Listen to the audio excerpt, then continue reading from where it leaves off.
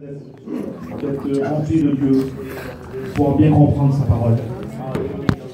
Amen. Alors on va prier le Seigneur ensemble, s'il vous plaît. J'aimerais que tout le monde ouvre les fronts, que les sœurs se voilent. Dans un Saint-Respect plutôt. On va chercher la présence de Dieu. On va dire, Seigneur, j'ai soif de ta présence. Vous savez, moi j'ai soif de la présence du Seigneur. Je ne vais pas le dire parce qu'il faut le dire. J'ai soif de Dieu, j'ai soif de Jésus. J'ai soif de sa parole. Je veux qu'elle nourrisse. Vous savez, on a besoin de la nourriture charnelle dans le monde. Ça, c'est le corps. Mais l'âme a besoin de la nourriture qui vient du ciel. Amen. On demande à Dieu cette nourriture ce matin. On demande ce pain qui vient du ciel. Et on va demander à quelques frères de prier. Il y a l'église de Pape qui est avec nous ce matin aussi. On va demander à Jonky de prier le Seigneur. On va demander aussi à Bambino. On prie tous le Seigneur avec eux. Nous sommes contents d'être là, Seigneur. Nous sommes là pour être à l'écoute de ta parole. Nous savons que tu as choisi des hommes pour porter ta parole et nous te demandons de les bénir. Maintenant, ton serviteur soit le canal de bénédiction. Le choix de Dieu, le roi de Dieu ce matin, dispose les cœurs de l'église, Seigneur. Dispose mon cœur, Seigneur. Alléluia. Fait de l'esprit dans nos cœurs. Nous donne des forces, nous redonne une force, Seigneur. Que ton nom soit béni, glorifié. Nous te remercions, Seigneur. Amen. Toi que nous sommes, Seigneur, nul n'est comparable à toi. Nous te remercions de ce que, Seigneur, tu as choisi des hommes pour apporter ta parole. Et c'est ton oin ce matin que je veux présenter. Tu sais ce que ton Église a besoin. Tu sais ce que ton corps a besoin. Et nous te demandons avec respect et humiliation de cœur que tu oins, Seigneur, que tu bénisses, que tu rappelles, Seigneur, les mots à tes serviteurs. En fait, Seigneur, nos cœurs soient infiniment bénis. À toi seul revient la gloire et l'honneur. Amen.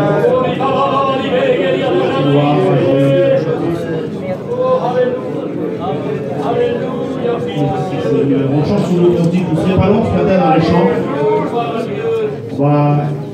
On va chanter 3 cantiques. On va laisser la place à la parole de Dieu. Alors moi je chante le premier cantique. Après il y aura, je demandais à Esaïe et Biotti de chanter un cantique, qui vont chanter ce cantique qu'on chante souvent. J'ai tant besoin de toi. Et après ça sera la petite fille donc à René avec qui crie, qui chantera le dernier cantique. Gloire au Seigneur.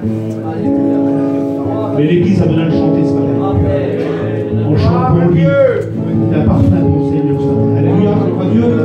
Alors on chante, merci Seigneur d'être venu me chercher dans la nuit où je me trouvais. C'est notre cantique ce matin. Amen. C'est les vraies paroles ce matin, notre louange. Amen. On dit ensemble. Merci Seigneur. Seigneur.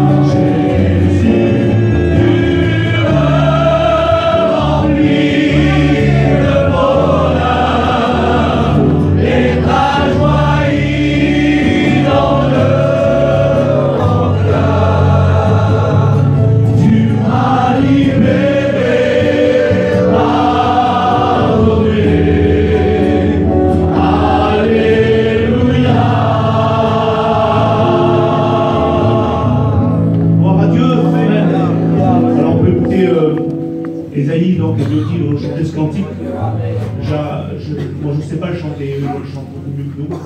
Mais je veux que ce soit l'église qui le chante. On va le chanter ensemble, parce que c'est l'église qui a besoin de chanter ces paroles. J'ai tant besoin de toi, Seigneur. Alléluia.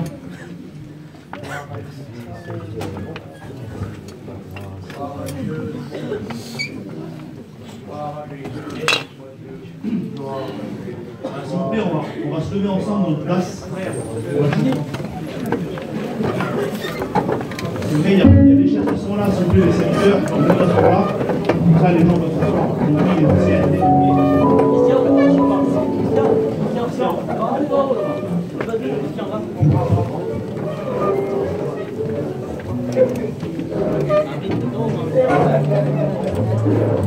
Les radios, on chante ensemble ce cantique.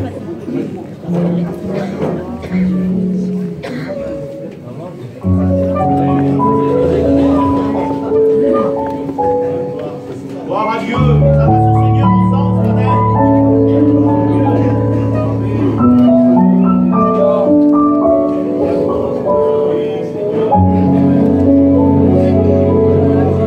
Seigneur, j'incline mon âme et j'entre en moi-même pour me présenter aux portes du ciel. Je veux demeurer en ta sainte demeure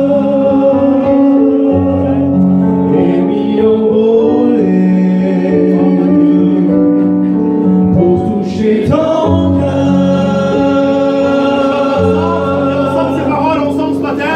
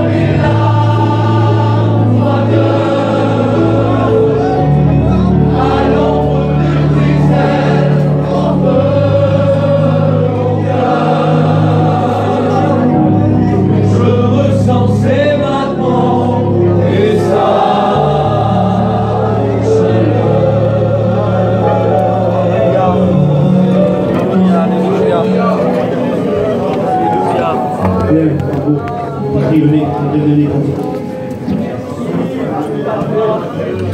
Gloire à Dieu, gloire à Dieu. La louange de l'Éternel. Gloire à Jésus, ton présence.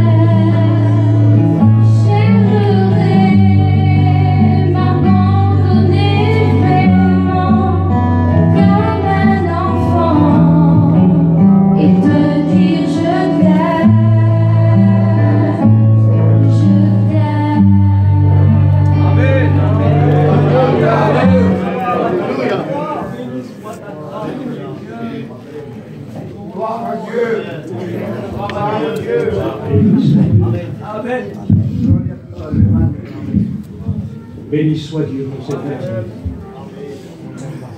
Je bénis Dieu, il est 10h10. Nous allons avoir le temps de méditer ensemble. Amen. Il ne faut pas oublier que nous ne rendons pas un culte à la parole. Même si la parole est importante, même si la parole est le centre de ce qui se passe dans l'Église en général, nous ne rendons pas un culte à la parole. Nous rendons un culte à celui qui est la parole vivante, à Jésus-Christ. Amen. Il ne faut surtout pas que la parole prenne la place de Jésus. La parole nous révèle Jésus. La parole nous présente Jésus.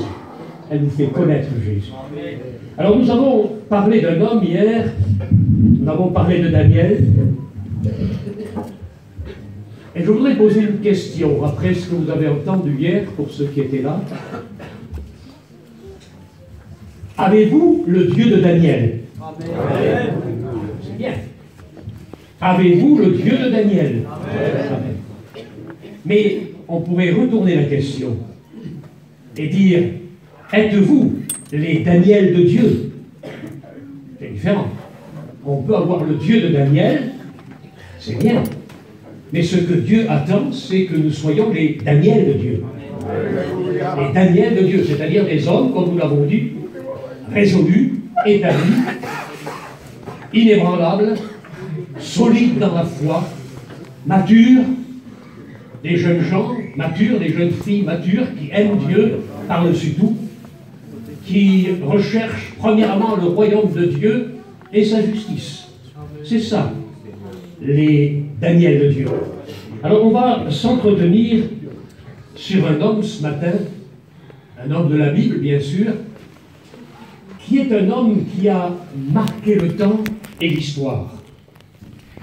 J'aimerais vous parler de la grandeur de Jean-Baptiste. La grandeur de Jean-Baptiste. Je dis la grandeur de Jean-Baptiste parce que ça a été, comme dit la parole de Dieu, le plus grand de tous les prophètes. La grandeur de Jean-Baptiste. Pourquoi est-ce qu'on peut qualifier Jean-Baptiste de grand devant Dieu? Nous allons essayer de voir quels sont les différents aspects de sa grandeur et en même temps l'appliquer à notre propre vie. On va prendre un texte dans la parole de Dieu que l'on trouve dans l'évangile de Matthieu au chapitre 11 et au verset 7, pour ceux qui ont leur Bible. Jésus se mit à dire à la foule au sujet de Jean: qu'êtes-vous allé voir au désert? Un roseau agité par le vent? Mais qu'êtes-vous donc allé voir? Un homme vêtu d'habits précieux? Voici ceux qui portent des habits précieux sont dans les maisons des rois. Qu'êtes-vous donc allé voir? Un prophète? Oui, vous dis-je, et plus qu'un prophète. C'est celui dont il est écrit: voici, j'envoie mon messager devant ta face, pour préparer ton chemin devant toi. Oui, je vous le dis, parmi ceux qui sont nés de femmes, il n'en est point paru de plus grand que Jean-Baptiste. Cependant, le plus petit dans le royaume des cieux est plus grand que lui. Amen. Amen. Jean-Baptiste. Son nom a une signification. Yohan signifie en hébreu celui qui apporte la grâce. Celui qui donne la grâce. Celui qui offre la grâce. On est sous une période terrible. Le temple a été reconstruit sous Néhémie et Esdras. Mais malgré cela, le peuple va retomber dans la désobéissance. Et quand vous lisez votre Bible, entre le livre de Malachie, qui est le dernier livre de l'Ancien Testament, et l'évangile de Matthieu, il s'est passé une période de 400 ans. 400 ans de silence. Le dernier prophète à parler, c'est Malachie. Il annonce à la fois des oracles, il prophétise sur l'avenir, mais lorsque le livre de Malachie s'achève, c'est une période de 400 ans de silence. Dieu ne parle pas. Dieu reste muet. Vous savez que c'est quelque chose de terrible, le silence de Dieu. Je ne sais pas si ça ne vous est pas déjà arrivé dans votre vie, surtout au moment de l'épreuve, lorsqu'on invoque Dieu, on cherche Dieu, et on a l'impression que le ciel est fermé. On a l'impression que le ciel est fermé, que Dieu ne répond pas, que Dieu reste en silence. Et cette période du silence de Dieu va être longue et pesante pour le peuple d'Israël. Les empires vont se succéder les uns après les autres, le désordre en Orient va régner, la pression des peuples sur le peuple de Dieu va être terrible, la persécution, les massacres, l'envahissement, jusqu'à Alexandre le Grand qui va venir imposer sa dictature en Israël, ça va être quelque chose de terrible, 400 ans de silence de Dieu. 400 ans. Laissez-moi vous dire une chose. Quand quelqu'un reste en silence quelques heures ou quelques jours, au moment où il ouvre la bouche, ce qu'il va dire prend une importance et une dimension plus grande encore que s'il aurait fait des discours pendant toute la journée. On attend le mot. On attend le mot de Dieu. Dans le silence, on attend le mot de Dieu. Lorsque le ciel est fermé, qu'on invoque Dieu, qu'on demande à Dieu, qu'on implore Dieu, et que ce silence est autour de nous, et que ce silence pèse sur nous, la moindre parole, le moindre mot de Dieu prend de l'importance. Et Dieu voulait que les mots qu'il voulait faire passer, le message qu'il voulait faire passer par le dernier des prophètes, par Jean-Baptiste, prennent une importance capitale sur le peuple et un impact sur le peuple. 400 ans de silence et d'un seul coup, Dieu ouvre la bouche et parle. Quelle importance! Quelle grandeur! Combien les mots de Dieu que l'on attendait pendant 400 ans prennent de l'importance. Et je crois que Dieu permet quelquefois qu'il y ait des silences dans notre vie pour que nous puissions réaliser toute l'importance du mot que Dieu veut nous adresser. Toute l'importance du message que Dieu veut faire passer. Et Dieu va donc décider de parler à son peuple.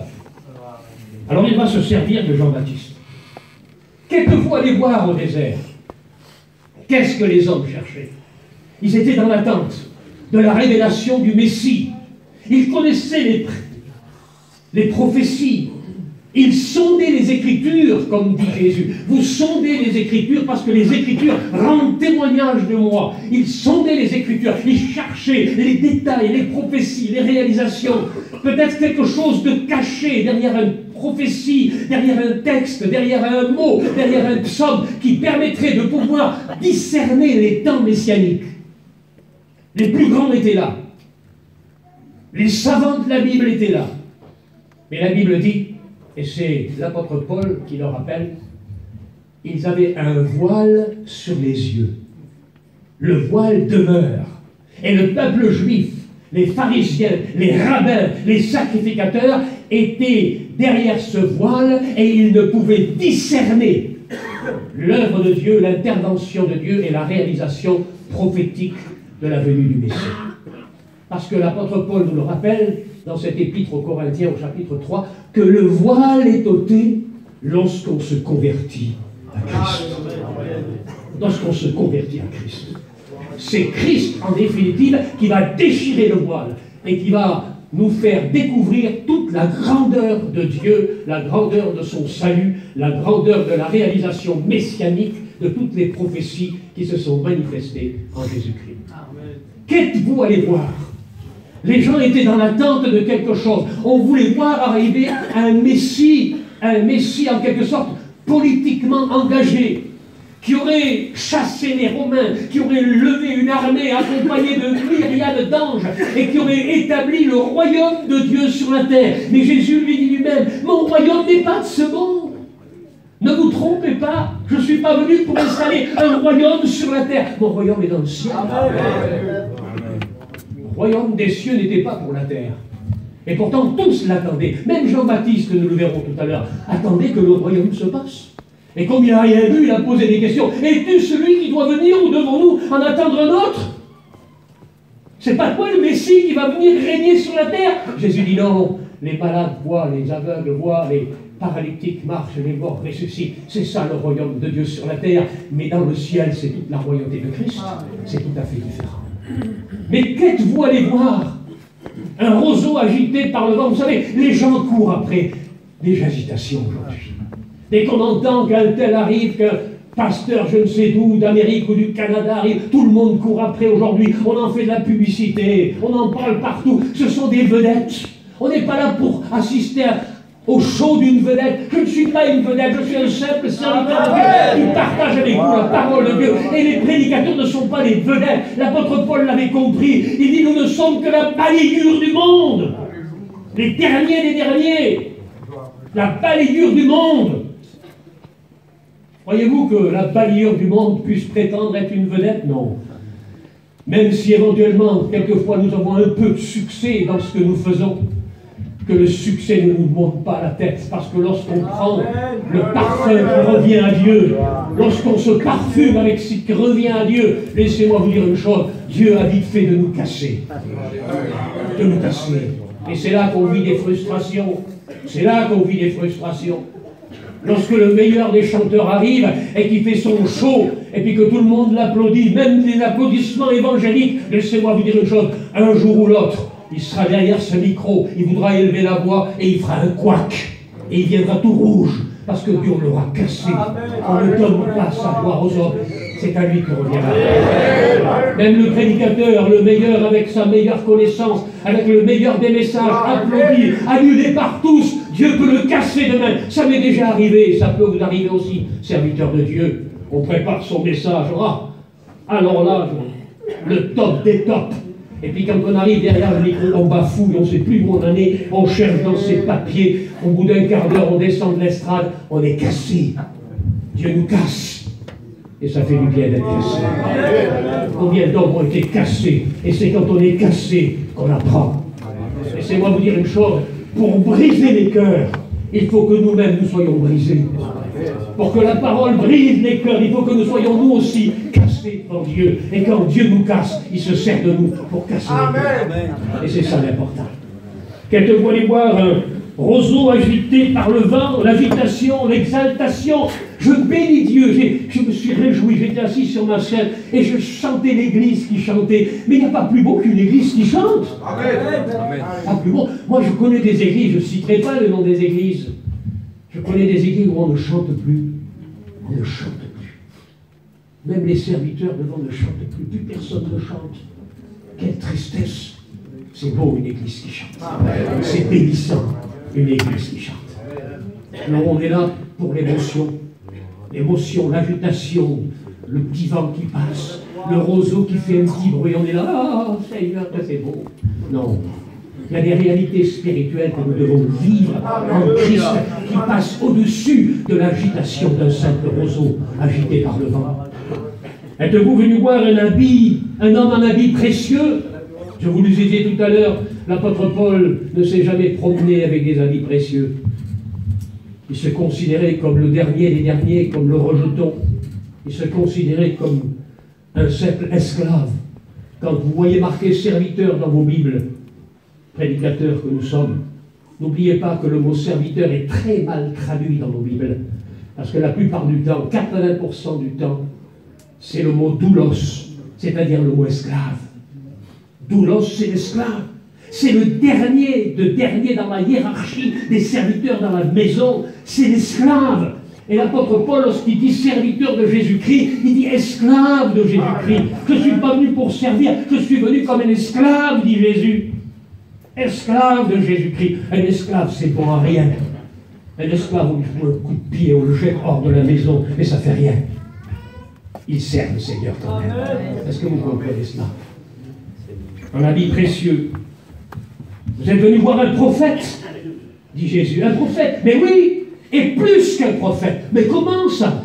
Le plus grand des prophètes, oui, il est le plus grand des prophètes. Parmi ceux qui sont nés de femmes, il est le plus grand de tous les prophètes. Mais Seigneur, tu te trompes. Il est plus grand que Moïse qui a ouvert la mer. Oui, Jean n'a jamais ouvert la mer, mais il est plus grand que Moïse. C'est la Bible qui le dit. Il est le plus grand que tous les prophètes. Mais Seigneur, tu te trompes. Tu te trompes. Il est plus grand que tous les prophètes. Il est plus grand que Samuel qui a oint des rois. Oui, il est plus grand que Samuel qui a oint des rois. Parce que la Bible dit, et c'est Jésus qui le dit, il est plus grand que tous les prophètes.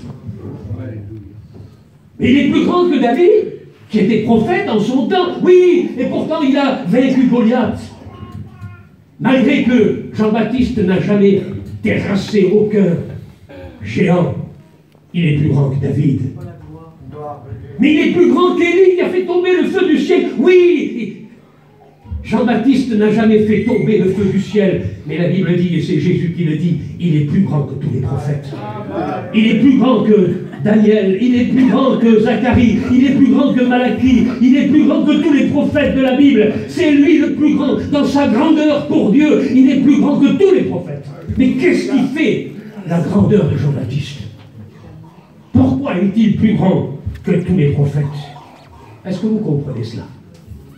Alors on va voir ensemble justement ce qui fait la grandeur de Jean-Baptiste. D'abord, son nom, je vous l'ai dit tout à l'heure, signifie « il fait grâce », c'est-à-dire que Dieu fait grâce. Après ce temps de déchéance, après ce temps de silence, après ce temps de souffrance, après ce temps de désobéissance, Dieu a décidé au travers de Jean-Baptiste de faire grâce. Tu l'appelleras Jean. Et Seigneur, il n'y a personne dans ma famille qui s'appelle Jean, disait son père. Il n'y a personne, disait Zacharie. Il n'y a personne. On va l'appeler Zacharie comme moi, comme mon père, comme mon grand-père. Non, non, tu l'appelleras Jean. Parce que c'est aujourd'hui le jour où Dieu fait grâce. Dieu fait grâce. En quelque sorte, Jean, lorsqu'il arrive, il tourne la page du passé, il tourne la page de la loi, il tourne la page de l'ancienne alliance. Et parce qu'il s'appelle Jean et qu'il fait grâce, il ouvre la page de la nouvelle alliance. Il est la transition. Il est entre les deux. Il est entre l'ancienne et la nouvelle alliance. La loi est venue par Moïse, dit la Bible, mais la grâce est venue par Jésus-Christ. Et il est en quelque sorte le promoteur de cette grâce, Jean-Baptiste. Quel extraordinaire ministère, quelle extraordinaire chose Jean a pu être au travers de son passage très court, très court.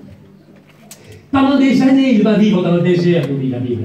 Des années et des années. Combien de temps est-il resté dans le désert? Certainement, dès qu'il a fait sa bar mitzvah, dès qu'il a eu 13 ans, où il a été engagé déjà dans le service pour Dieu, assistant, comme un jeune homme qui a eu cette occasion de le faire, toutes les rencontres dans le Sanhédrin, éventuellement même au travers de toutes les rencontres qui se faisaient dans les synagogues. Il a grandi dans cette atmosphère de la Bible, dans cette atmosphère de la crainte de Dieu. Il était imprégné de la crainte de Dieu. Il était issu du miracle. Sa mère était déjà vieille lorsqu'il est né. On l'a appelée Élisabeth. Élisabeth signifie Dieu a fait une promesse. Et lorsque Dieu fait une promesse, il la réalise toujours. N'est-il pas écrit que ce que Dieu a déclaré, il l'accomplit toujours? Est-ce que vous y croyez ça? Ce que sa bouche a déclaré, il le réalise toujours. Sa parole est créatrice. Et s'il dit quelque chose, ça demandera du temps. Ça a demandé des années. Des années et des années. Élisabeth était dans l'opprobre, c'est-à-dire dans la honte. On se moquait d'elle. Savez-vous comment on l'appelait quand on l'envoyait passer? Vous savez, il y en a comme ça. On donne des noms. On donne des noms comme chez les voyageurs. On donne des noms. Parce qu'il est tout petit, on l'appelle le Tfario. On donne des noms comme ça. Timen. Orizo, parce qu'il vous bat au dîner. On l'appelle Orizo, le géant.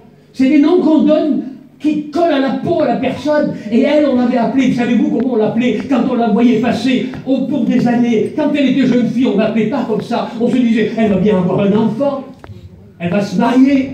Et puis au bout du mariage, aucun résultat, les années ont passé, les décennies ont passé, elle était vieille, Élisabeth, et puis c'était quelque chose qui était sur elle, qui était marqué au fer sur sa vie. Quand on la voyait passer, savez-vous comment on l'appelait? On l'appelait pas Élisabeth, on l'appelait la stérile. Une sorte de qualificatif humiliant. C'est la stérile. On l'appelait pas Élisabeth, celle que l'on appelle la stérile. C'est l'ange qui le dit.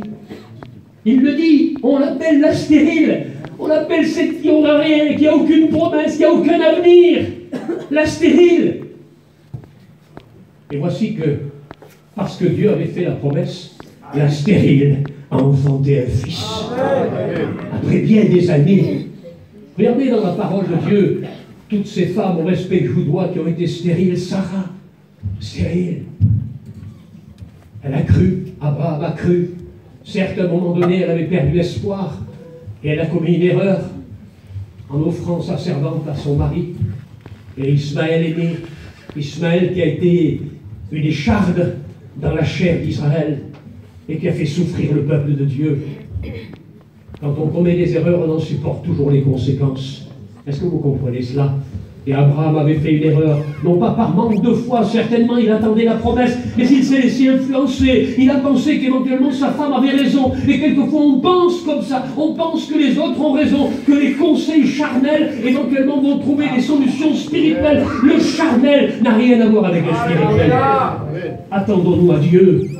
Attendons-nous à Dieu. Et il y en a combien comme ça? Rachel, vous connaissez Rachel? Elle était belle, elle avait des yeux de biche. Elle était stérile, mais Dieu lui a donné un fils. Et même deux, Joseph et Benjamin.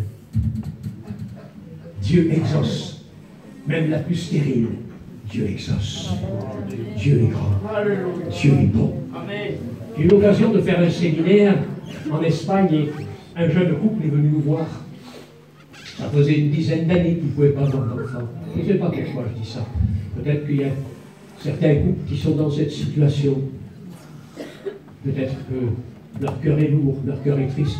Mais laissez-moi vous dire une chose. Le Dieu que nous avons, c'est le Dieu des cadeaux. Ils sont venus à ce séminaire tout tristes. Ça faisait une dizaine d'années qu'ils étaient mariés et ne pouvaient pas avoir d'enfants. Alors nous avons prié pour eux, tout simplement. Oui, sans artifice. Croyant fermement que Dieu était capable de répondre à leur prière. Puis, un an après, j'ai été invité par ce même prédicateur, responsable de région, à faire de nouveau un séminaire en Espagne. Et puis le frère vient me voir et puis il me dit, il y a quelqu'un qui te demande au téléphone. Alors il me donne son téléphone, allô oui. Tu ne te rappelles pas de moi? Non. L'année dernière, j'étais au séminaire, oui. Et cette année, je ne peux pas venir. Je lui dis, pourquoi? Tu es malade? Non. Non. Je ne peux pas venir. Mais je vais te dire une bonne nouvelle. Nous attendons un enfant qui va naître d'un jour à l'autre. Dieu avait répondu à la prière. Dieu avait répondu à la prière d'Élisabeth. Dieu avait un plan. Dieu avait choisi Jean pour une mission spéciale. Savez-vous quelle était la mission? Et c'est la mission qui se répète encore aujourd'hui. C'est la mission de l'Église. C'est la mission de l'Église. Regardez ce qu'il est écrit dans ce texte de la parole de Dieu. Il est dit qu'en définitive, la mission de Jean-Baptiste, c'était de ramener le cœur des pères à leurs enfants. Ramener le cœur des pères à leurs enfants. On dirait qu'il y a quelque chose qui est contradictoire. Ce n'est pas le cœur des enfants vers les pères, mais c'est le cœur des pères vers leurs enfants. C'est-à-dire que lorsque la jeunesse se convertit, lorsque la jeunesse connaît le Seigneur, lorsqu'elle devient des témoins de Jésus-Christ, les pères qui se sont détournés, les pères qui se sont refroidis, les pères qui sont des rétrogrades, les pères qui se sont lassés, fatigués, lorsqu'ils voient leur jeunesse se convertir, ils ramènent les pères au cœur des enfants. Est-ce que vous comprenez cela? C'est le Dieu des miracles que nous avons. Il est capable de ramener le cœur des pères à leurs enfants. J'ai écouté des témoignages comme ça, où des jeunes se sont convertis, ont découvert Jésus-Christ, ont fait une expérience avec Dieu. Leur vie était remplie du Saint-Esprit, malgré que leurs parents étaient rétrogrades, qu'ils avaient connu le Seigneur, qu'ils vivaient avec leur passé, sans espérance, sans joie. Ils étaient chrétiens de forme, plus de réalité spirituelle. Et lorsqu'ils ont vu leurs enfants remplis du Saint-Esprit, ils se sont remis en question et ils ont retrouvé la paix avec Dieu. Ils ramènent le cœur des pères à leurs enfants. Quel espoir que la jeunesse d'aujourd'hui. Quel espoir.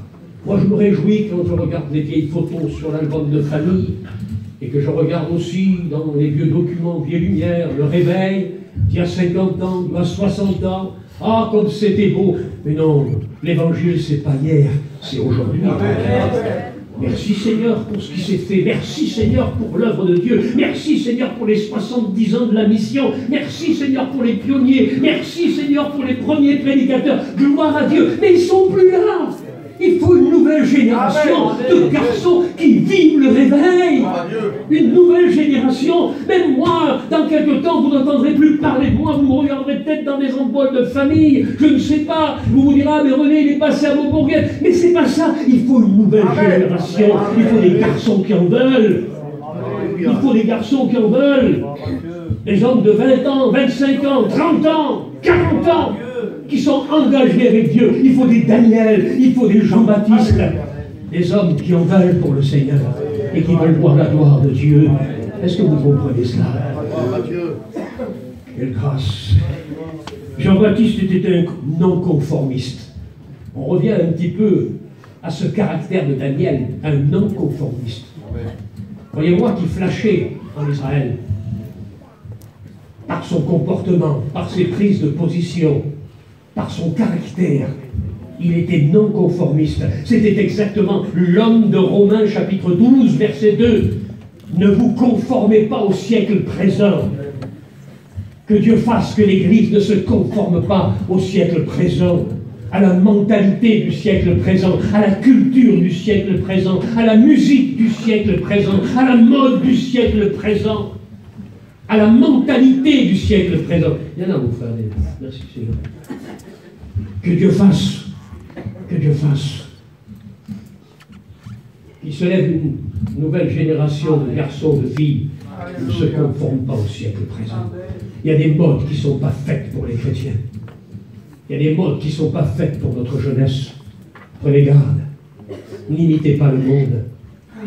Ne faites pas comme le monde. Il y a trop d'églises. J'ai eu l'occasion de visiter des églises aux États-Unis, au Canada et ailleurs et dans d'autres pays où on se conforme au monde. On veut plaire au monde. Alors on imite le monde. On prend les rythmes du monde. On fait des soirées hip-hop. On fait des soirées rap. On fait des soirées de toutes sortes de choses. Mais Christ n'y est plus. On est semblable à cette église de la Odyssée où le Seigneur est en train de frapper à la porte et il voudrait entrer, mais il n'a plus sa place. Ah, il y a du hip-hop dans l'église. Il y a tellement de bruit dans l'église. Il y a tellement de bruit charnel. Il y a tellement de bruit mondain, de musique mondaine dans l'église qu'en définitive, on n'en entend même pas Jésus qui frappe à la porte. Est-ce que vous comprenez cela? Jean était un non-conformiste. Il était vêtu comme un loup solitaire, vivant dans le désert. Est-il resté 20 ans, 25 ans dans le désert, à l'école de Dieu? Vous savez, nos jeunes, quand ils passent 2 fois 2 mois à l'école biblique à Chien, ah là là, c'est dur, hein, c'est-à-dire, ils tentent d'avoir fini. Là, dans 2 ans, je vais avoir ma petite carte et puis c'est fini, je suis débarrassé. L'école de Dieu, n'oubliez pas que l'école de Dieu, elle ne dure pas 2 fois 2 mois. L'école de Dieu dure toute une vie. Ça fait 50 ans que je sers le Seigneur, je suis encore à l'école de Dieu. L'école de Dieu dure toute une vie. Toute une vie. Pour Joseph, elle a duré 21 ans, l'école de Dieu. Il est passé par la fournaise, il est passé par la fosse, il est passé par la citerne, il est passé par la prison. Il a été modelé. Parce que Dieu veut faire quelque chose de vous, alors il vous fera passer par la fosse. C'est la meilleure des écoles. Est-ce que vous comprenez cela?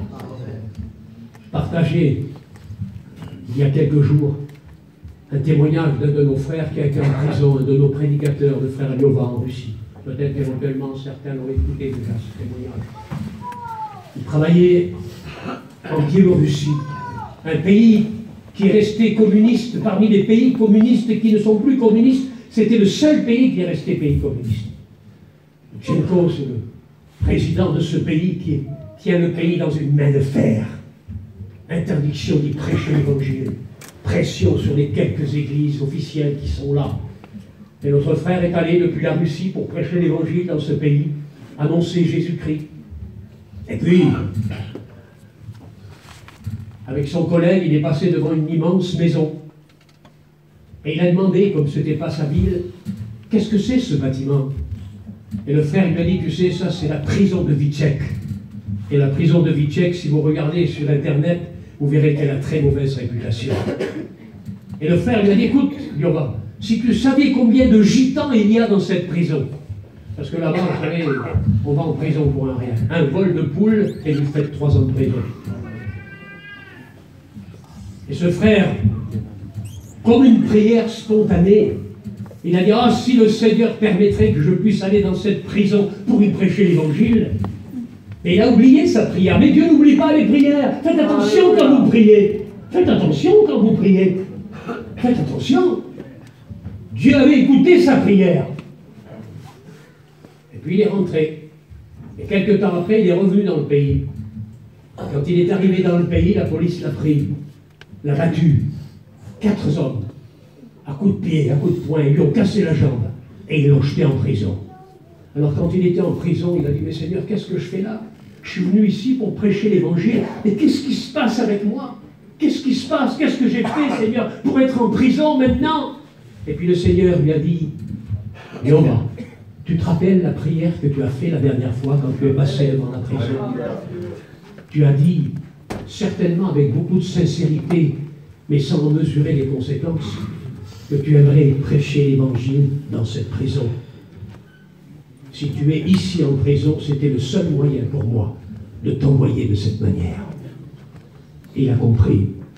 Et en même temps, un verset lui venait à l'esprit, toute chose concourt au bien de ceux qui aiment Dieu. Même quelquefois les circonstances les plus pénibles, les plus difficiles, concourent au bien de ceux qui aiment Dieu. Et dans la paix du Seigneur, il s'est attaché à prêcher l'évangile dans cette prison. Il a été condamné à 4 ans et demi de prison. Nous avons fait ce qu'il fallait, nous avons pris des avocats, il est resté 8 mois et demi en prison.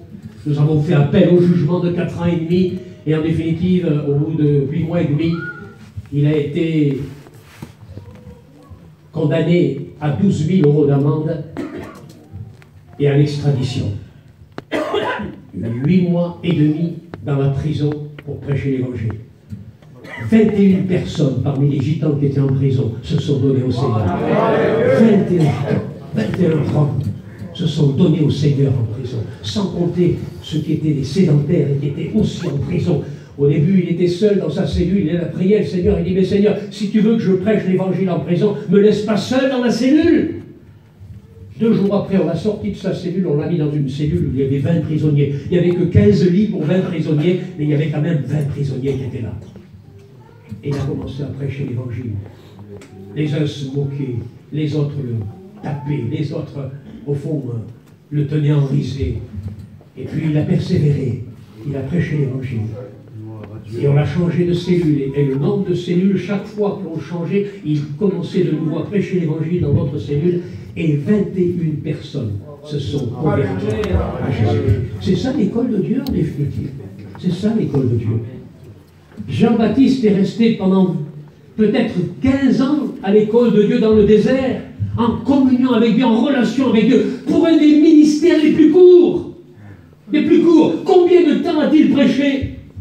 Combien de temps a-t-il prêché? Peut-être que quelques mois, quelques années, je ne sais pas, mais le ministère très court. Mais Dieu n'a rien à faire. Même si vous devez prêcher l'évangile pendant 15 jours, s'il faut 20 ans d'école, il vous fera passer par 20 ans d'école pour 15 jours de ministère. Parce que ce n'est pas le temps qui compte, c'est l'impact et l'action et la mission que Dieu vous donne. Dieu nous a donné une mission. Préparer les chemins du Seigneur. C'était la mission de Jean-Baptiste. Préparer les chemins du Seigneur. Est-ce que vous comprenez cela? Préparer les chemins du Seigneur. Il avait été dit dans l'évangile de Luc, il sera grand devant Dieu. Il sera grand devant Dieu. Ne cherchez pas à être grand devant les hommes, mais laissez Dieu vous faire grandir devant ses yeux. C'est ça l'important. On cherche trop à vouloir grandir devant les hommes. On veut des titres.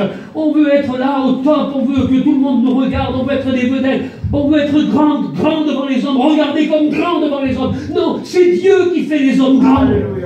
C'est pas les organisations. C'est pas les titres qui font des hommes grands.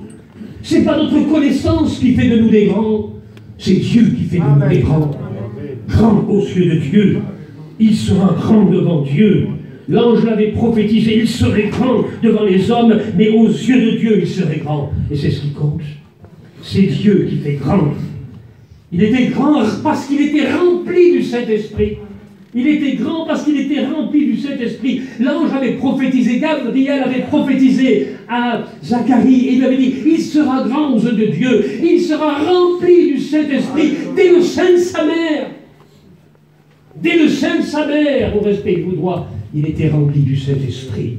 Et lorsque l'ange Gabriel, à nouveau, est allé annoncer à Marie la bonne nouvelle, qu'elle allait avoir un fils, et que ce fils serait le Sauveur,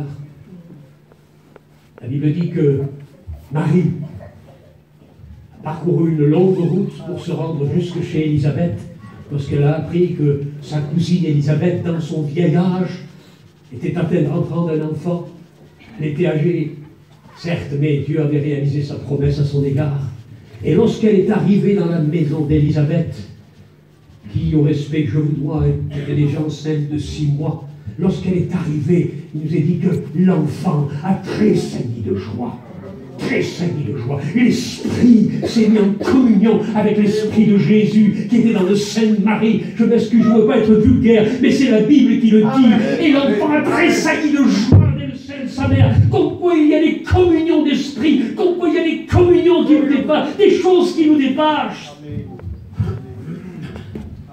L'enfant dans le sein d'Élisabeth a tressailli de joie. Sa mission allait commencer.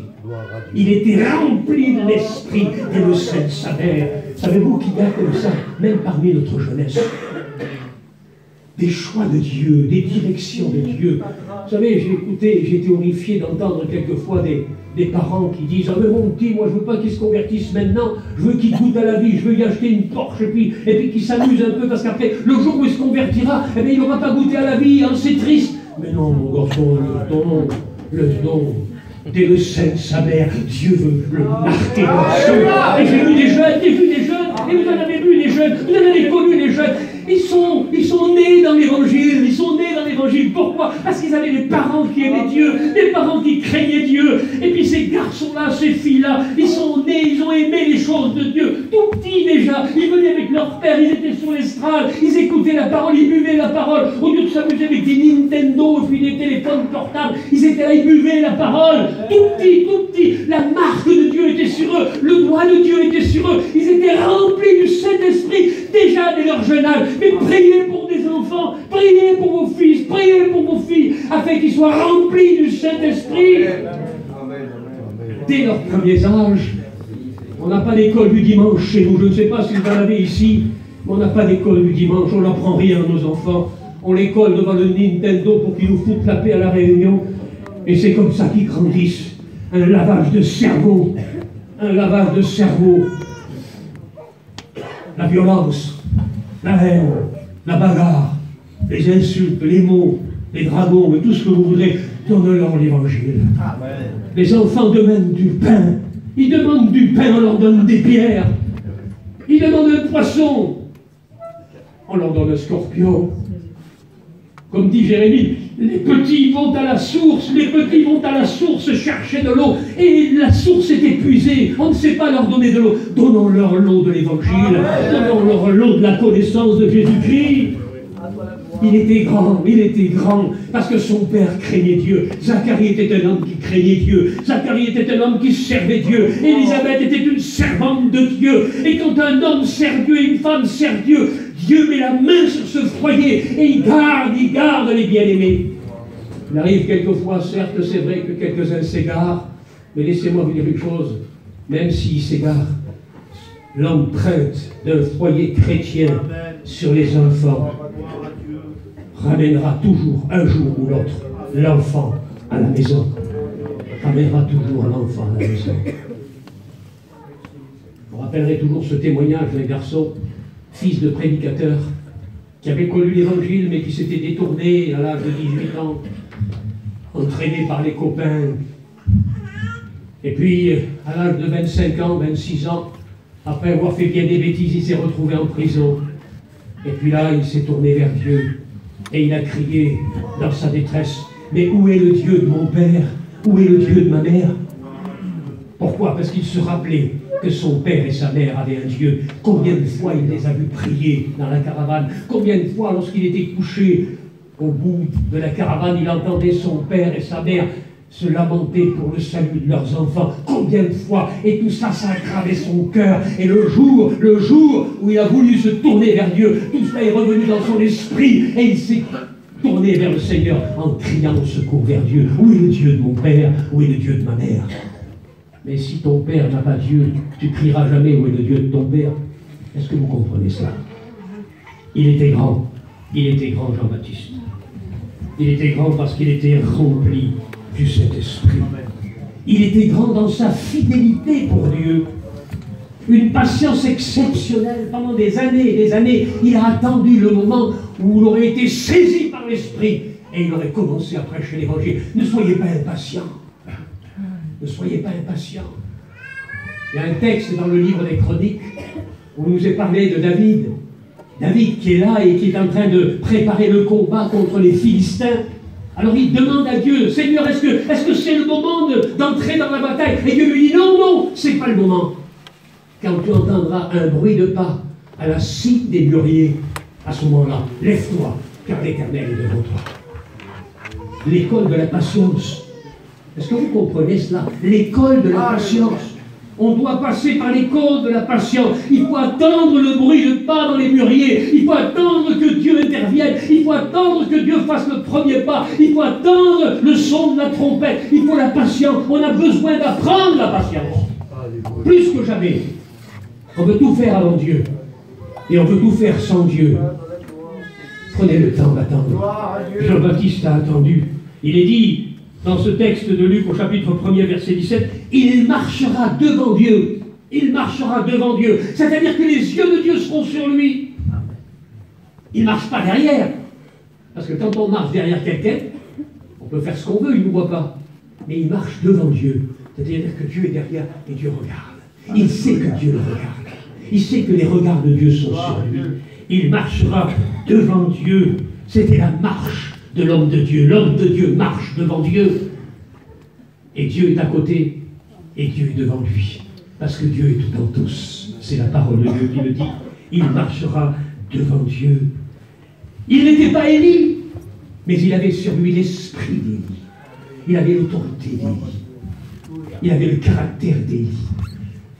Paul aussi avait le caractère d'Élie. Il n'a jamais eu peur de dire la vérité. Et le Dieu lui-même, dans l'Épître aux Galates, il dit, suis-je devenu votre ennemi parce que je vous dis la vérité? Un homme qui ne craint pas de dire la vérité. C'est important, ça. Aujourd'hui, on tourne autour. Aujourd'hui, on ne veut pas dire la vérité aux gens. On ne veut pas dire qu'il y a un enfer. On n'en parle plus de l'enfer.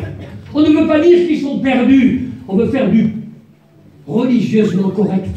On ne veut pas choquer les gens. Et laissez-moi vous dire une chose, le message de Jean-Baptiste était un message qui choquait les gens, qui troublait les consciences. Lorsqu'ils rentraient chez eux, ils ne trouvaient pas le sommeil, jusqu'au moment où ils reviennent et se mettent à genoux, confessant leurs péchés et se convertissant.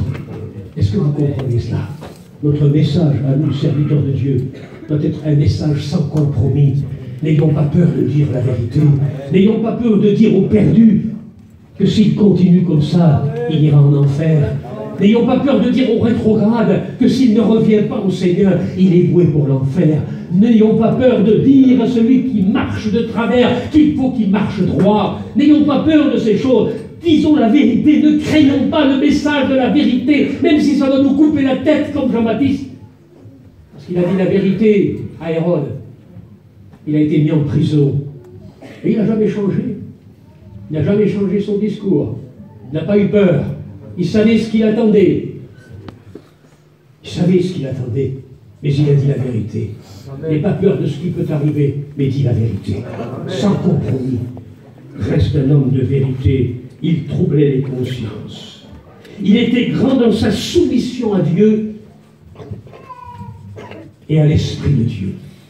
Quand Dieu lui disait va là, il y allait. Quand Dieu lui disait fais ceci, il le faisait. Quelle soumission à Dieu. Quelle obéissance parfaite à Dieu. On le voit. Le Seigneur m'a dit. Le Seigneur m'a amené ici. Voilà le langage de Jean-Baptiste. On n'a pas à être dirigé par les hommes, même si nous respectons les hommes, mais il faut être attentif à la direction de Dieu dans notre vie. Il faut être attentif. Dieu a certainement des projets pour nous, Dieu a un plan pour nous, Dieu a une direction pour nous, Dieu a un ministère pour nous, et c'est plus important que tout ce qui peut se passer autour de nous. Nous devons être attentifs, être soumis et fidèles à la direction de Dieu. C'est important. Est-ce que vous êtes d'accord avec moi? Il était grand dans sa révélation. C'était un prophète. Même s'il n'a pas ouvert la mer, même s'il n'a pas fait tomber le feu du ciel, même s'il n'a pas arrêté la pluie comme Élie, même si éventuellement il n'a pas oint des rois, comme je vous le disais tout à l'heure, c'était un prophète, et c'était le plus grand des prophètes. Il était grand dans sa révélation. Les prophètes ont salué de loin, nous dit la parole de Dieu, les temps prophétiques. Ils ont parlé de choses dont ils ne mesuraient pas la portée. Ésaïe, même dans le chapitre 53, qui nous décrit le Christ et le Messie souffrant, n'a même pas réalisé toute la portée de ce texte prophétique. Dans chaque page de l'Ancien Testament, Christ est révélé dans des prophéties. Prenez le livre de la Genèse, celui qui écrase la tête du serpent, et c'est le Messie. Le premier texte prophétique qui annonce justement la victoire messianique. Celui qui, comme dit le livre aux Colossiens, a crucifié les dominations, les autorités, les a livrés publiquement en spectacle. Il a dépouillé Satan. Il a dépouillé Satan. Il a été plus que vainqueur sur l'œuvre des ténèbres. Ça a été prophétisé dans le livre de la Genèse. Il écrasera la tête du serpent. Est-ce que vous comprenez cela? N'est-il pas écrit non plus que lorsque Moïse, dans le désert, et c'est l'apôtre Paul qui le rappelle, a frappé le rocher, et que ce rocher, l'eau a jailli du rocher, n'est-il pas dit, selon même l'apôtre Paul, que ce rocher était Christ, et qu'ils ont bu de ce rocher, et que ce rocher était Christ? Mais un rocher dans le désert, c'est l'image de Christ. Combien de textes messianiques, combien de prophéties sont là les unes après les autres, que les gens n'ont pas vu, que les hommes n'ont pas vu, que même ceux qui ont prophétisé n'ont pas réalisé la portée prophétique de ceux qu'ils disaient. Est-ce que vous comprenez cela? Et malgré tout, les prophéties se réalisaient les unes après les autres.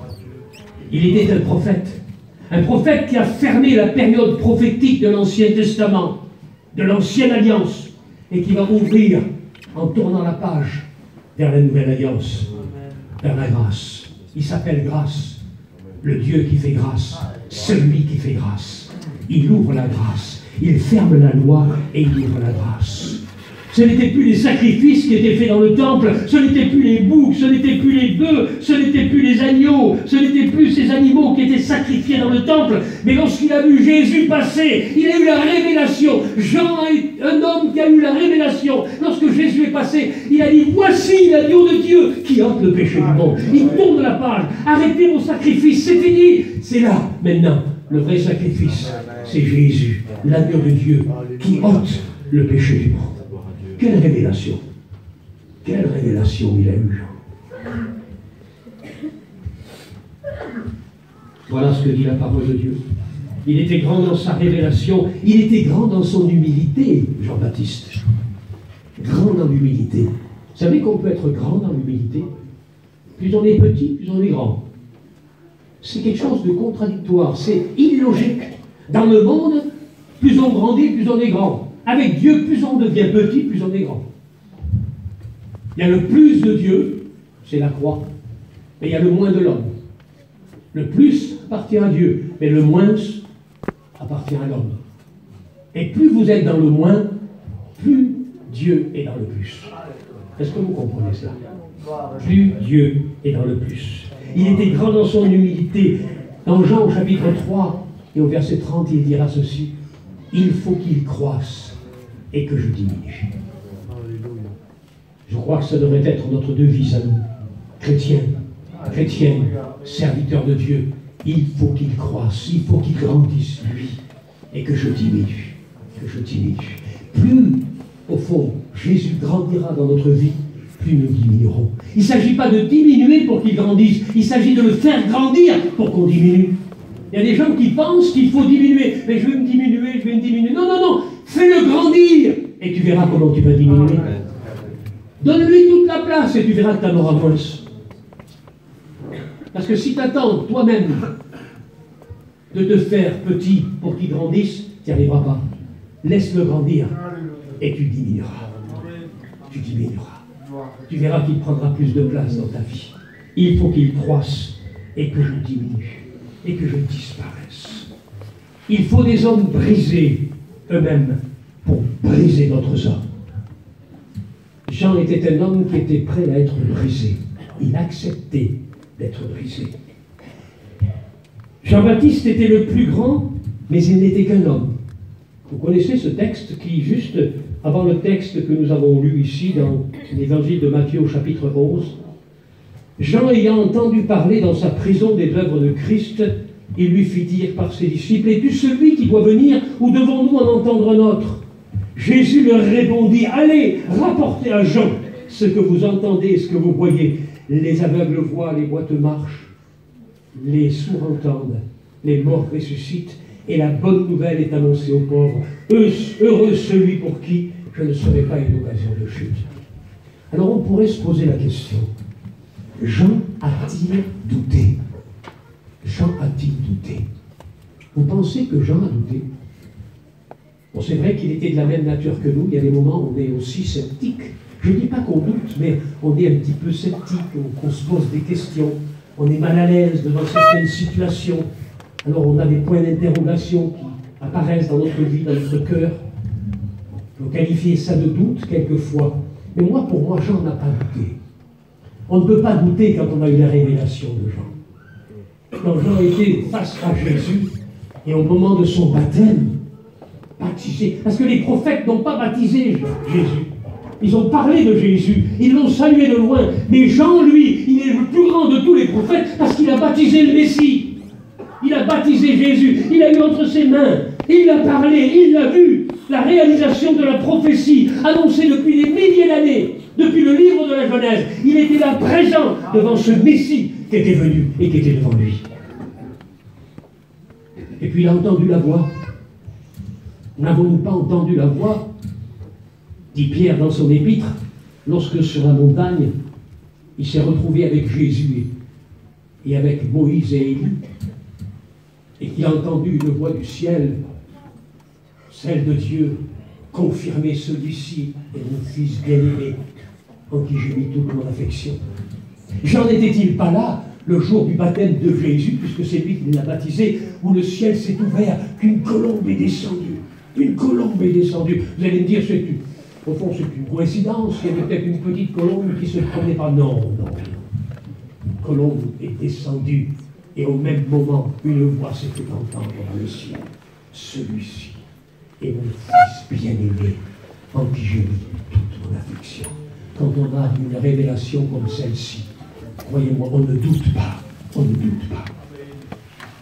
Et la question se posait dans le cœur de Jean, comme elle se posait dans le cœur de tous les Juifs. Était-il celui qui doit venir? Était-il le Messie que nous attendons? Était-il le Messie roi? Était-il le Messie qui allait mettre son règne sur la terre? Il y avait cette grande question. Tout le monde attendait un Messie roi. Tout le monde attendait un Messie qui vient pour régner. Un Messie qui vient mettre de l'ordre, qui jette dehors les ennemis d'Israël. C'était là la vision du peuple. C'était là la compréhension du peuple par rapport aux prophéties. Un temps messianique allait-il s'installer? Et j'ai dit non, non, non, non, non. D'abord, il le dit, je vous l'ai dit tout à l'heure, mon royaume n'est pas de ce monde, mais pour le moment, les aveugles voient, les sourds entendent, les paralytiques marchent, et les morts ressuscitent, et la bonne nouvelle est annoncée à tous les hommes. Et c'est que là que Jean a compris. C'est là que Jean a compris. Et que Jésus a donné son explication. Il n'y a pas plus grand prophète que Jean. Il n'y a pas plus grand que Jean. Et j'aimerais terminer par un texte qui nous concerne à nous. Et j'aimerais en quelques mots en parler ce matin. Regardez ce qu'il est écrit. Je vous le dis, dit Jésus, c'est le texte que nous avons vu au verset 11, parmi ceux qui sont nés de femmes, il n'en est point paru de plus grand que Jean-Baptiste. Écoutez bien ce que dit Jésus. Cependant, le plus petit dans le royaume des cieux est plus grand que lui. Le plus petit dans le royaume des cieux est plus grand que lui. Qui sont les plus petits dans le royaume des cieux? Qui sont plus grands que Jean-Baptiste? C'est nous, c'est vous, c'est l'Église, c'est l'épouse. Jean n'était pas l'épouse. Il nous est dit dans l'évangile de Jean qu'il était l'ami de l'époux. L'ami. Mais l'époux ne se marie pas avec l'ami de l'époux, il se marie avec l'épouse. Est-ce que vous comprenez ce que je veux dire? Et il nous est dit que Jean se réjouissait. Jean se réjouissait. Mais laissez-moi vous dire une chose, aux noces de l'agneau, Jean ne sera qu'un invité, mais vous serez l'épouse. Nous serons l'épouse. Quelle grandeur! Imaginez-vous un peu que Jean est le plus grand de tous les prophètes. Il est le plus grand de tous les prophètes. Plus grand que Moïse, je le répète. Plus grand que Samuel, plus grand que tous les prophètes, plus grand qu'Élie, plus grand qu'Élisée, plus grand que Zacharie, plus grand que Malachie, plus grand que Jérémie, plus grand que Daniel, plus grand qu'Ésaïe, plus grand de tous les prophètes. Mais le plus petit dans le royaume de Dieu est plus grand encore que Jean-Baptiste. Et s'il est plus grand que Jean-Baptiste, il est plus grand que tous les prophètes. Nous sommes plus grands que tous les prophètes. Plus grand que Moïse. Pourquoi? Et parce que Moïse, c'est pas l'épouse. Plus grand qu'Ésaïe, parce qu'Ésaïe, c'est pas l'épouse. C'est pas l'épouse. Nous sommes l'épouse. Nous sommes l'épouse. Cette épouse, comme dit l'apôtre Paul aux Éphésiens, qui se présentera et qui doit se présenter devant Dieu sans tache, ni ride, ni rien de semblable.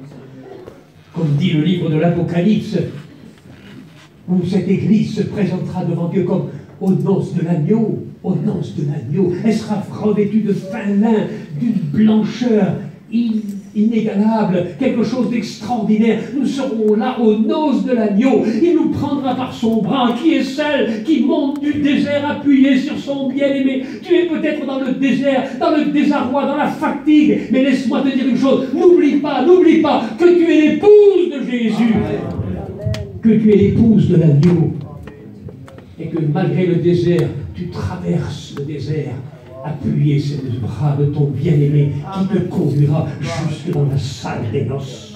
Amen. Jusque dans la salle des noces. Gloire à Dieu. Mais tous les autres, tous les amis, Jean-Baptiste, il sera à côté. Comme quand vous êtes invité à un mariage, on s'empresse, on veut être au premier rang pour voir la mariée, pour voir le marié, pour applaudir, pour faire des photos, pour se réjouir, pour voir la beauté de la mariée, pour voir la classe et l'honneur du mari. On est là, on sera là autour. Ceux qui ne font pas partie de l'épouse, comme Jean-Baptiste. Jean-Baptiste ne sera pas l'épouse. Il le dit lui-même. Il n'est pas l'épouse. Il est l'ami de l'époux. L'ami. Moi, je préfère être l'épouse que l'ami de l'époux. Le jour où je me suis marié, ben, ma femme, elle ne s'est pas mariée avec mon ami, elle s'est mariée avec moi. Même si mon ami était gentil, même si mon ami a applaudi, il a fait des photos, tout ce que vous voudrez, mais c'est qu'un ami. Je passe ma vie non pas avec mes amis, mais avec ma femme. Le moment d'intimité, pas avec mes amis, c'est différent, mais avec ma femme. Jésus veut passer du temps avec nous, dans des jardins secrets. Quand vous lisez le livre du Cantique des Cantiques, mais qu'a donc ton bien-aimé de plus que les autres? Mais mon bien-aimé, je le reconnais entre 10 000. Alors, il y a peut-être 500 personnes ici ce matin, mais je reconnais la fille, elle est là. Hein. Pas de problème, elle a beau se cacher derrière, parce qu'elle a déjà une idée. Elle est là. Je la reconnais entre 500. Je reconnais entre 10 000. Dis de plus ton bien-aimé. Dis de lui, dis de lui, dis de lui. Et c'est l'épouse qui dit ça. Mais dis de lui que je suis malade d'amour. Et l'Église devait être malade d'amour pour son Seigneur. Une passion extraordinaire. Celle de Marie de Magdala qui va au sépulcre et qui pleure. Elle veut voir son bien-aimé. Elle le cherche dans la tombe. Elle ne le cherche pas au bon endroit. Il est ressuscité. Il est vivant. C'est là notre espérance. Est-ce que vous comprenez cela? Jean-Baptiste n'est que l'ami de l'époux. C'est un bel exemple. C'est un témoignage de fidélité, c'est un témoignage de consécration, c'est un témoignage d'humilité. Il aurait pu dire, moi je veux être aussi l'épouse. Non, non, tu seras l'ami de l'époux. Je t'aime comme l'ami de l'époux. Je te respecte, tu seras là avec nous. Tu t'assiras à table, tu seras l'invité, tu seras plus grand que tous les prophètes. Les prophètes qui t'ont devancé seront autour de toi, sont avec toi. Mais toi, tu as touché de tes mains le Messie. Tu as baptisé le Messie. Tu as parlé avec le Messie. Tu as eu la révélation du Messie comme l'agneau de Dieu. Tu as entendu le ciel s'ouvrir et la voix du Père dire « Celui-ci est mon Fils bien-aimé en qui j'ai mis toute mon affection. » Les autres prophètes ne l'ont pas entendu. Les autres prophètes n'ont pas entendu et n'ont pas vu la colombe descendre du ciel. Non, toi, tu es un prophète à part. Tu es plus grand que tous les prophètes. Mais laisse-moi te dire, Jean-Baptiste, que la petite sœur qui est là, ou le petit frère qui s'est converti il y a quelques jours, et qui sort de cette misère du péché, mais celui-là, qui est derrière moi, et qui s'est converti il n'y a pas longtemps, il est plus grand que Jean-Baptiste. Pourtant, il a du chemin à faire. Mais parce qu'il a Jésus dans son cœur, parce qu'il fait partie de l'épouse, il est plus grand que tous les prophètes. Et il est plus grand que Jean-Baptiste. Quelle grâce nous avons de servir un tel Seigneur, de servir un tel Dieu. Mais vous ne réalisez pas un petit peu quel privilège nous avons. Nous sommes l'Église de Christ. Donnons honneur à notre Sauveur. Donnons honneur en restant pur, en restant vrai. Donnons honneur à notre Seigneur. On a besoin de purifier nos robes, de se préparer à cette rencontre avec le Seigneur. Il viendra chercher une Église pure, sans tache, ni ride. La sanctification. On n'en parle pas beaucoup de la sanctification. Je pense que nos serviteurs ici dans l'Église en parlent. Mais la sanctification, c'est le processus de préparation à l'enlèvement de l'Église. Il viendra chercher une Église sans pub, sans tache, sans ride, ni rien de semblable. Il viendra la chercher. Il ne vient pas chercher une Église sale. Il viendra chercher une Église qui, au fond, n'a pas cette pureté, cette chasteté, je dirais cette virginité spirituelle. Il ne viendra pas chercher cette Église-là. Il viendra chercher une Église à son honneur. On n'amène pas une fiancée qui a mauvaise réputation, qui est salie par le péché, par la misère. Mais on amène celle qui a bonne réputation, qui est pure, pour la présenter au Père. Est-ce que vous comprenez ça? Que notre réputation soit celle d'une Église propre, sainte, illuminée de la grâce de Dieu. On prie le Seigneur ensemble. Seigneur, j'ai besoin de ta grâce. Je tourne mes regards vers toi. Combien le témoignage de Jean-Baptiste est important pour ma vie. Combien, Seigneur notre Dieu, il est important pour l'Église de Jésus-Christ. Combien il est important pour vos ministères. Lorsque je considère cet homme, son cheminement, sa progression.